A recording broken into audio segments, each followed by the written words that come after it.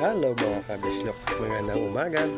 Dahil nakauwi tayo sa Pangasinan, dahil din po ngayon pinasyaran agad natin ang ating mga pananim sa likod. Ay sos, Maria Joseph, mas marami pa ang damo sa tanim.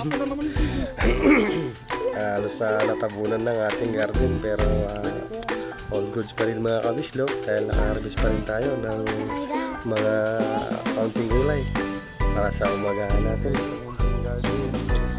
Ito ngayon, hindi ko na makita yung mga pinagtatanim ko ng mga gulay mga kabislok. Ito, tinignan ko yung iba nangamatay na sa nalatak na sa ulan. Ayan, yung kamuti natin, survivor yan.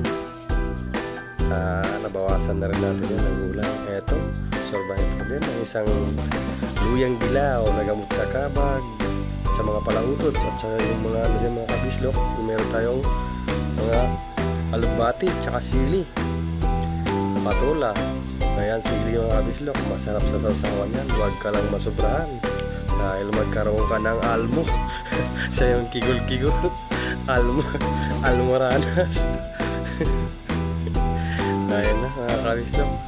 Ayan, sa baba, ayan, yung mga tanim ko, maliliit pa, pero mapapakinabangan din natin sa tamang panahon.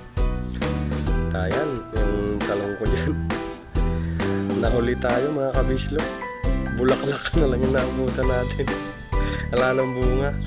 Tsaka ayan, ito yung mga malunggay ko. Ay, namumulaklak na yan, yumaba nga lang.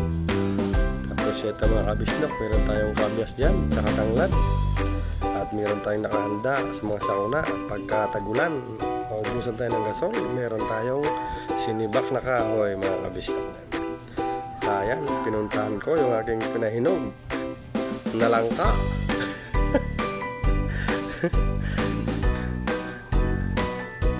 Tinignan ko mga kabislok ang pinahinog na langka.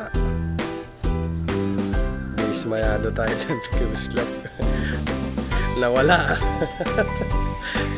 Yan mga kabislok, pinakpan ko ng lambat dahil kinakain ng mga manok, yung sili, yung mga tilapia natin mga kabislok. Nakalabas ang uso, halatadong gutom na. Yan talaga sila pag sa umaga, nakalabas yung uso nila. Nagkaano sila ng oxygen. Pag nainitan, lulubog din mga kabislok. Sarap yan.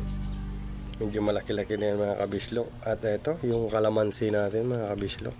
Napakaraming bunga. Gamot sa ubo. At masarap din yan sa kinilaw ng mga tilapia. Kahit anong kinilaw yan, mas masarap yan na pang ricado. Number 1 na ricado yan mga kabislok. Kaya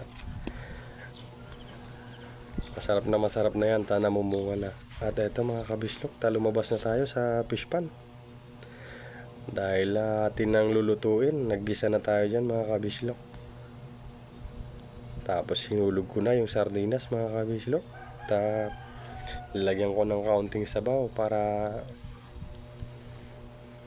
may laban-laban. Ayan mga kabislok, pinagsama ko na dyan yung mga alugbate tsaka kamuting kahoy mga kabislok. Konting mikos-mikos lang, hahanguin na natin yan mga kabislok. Hindi na natin i-overcook yan dahil fresh na fresh yan. Walang halong chemical, hindi lokal.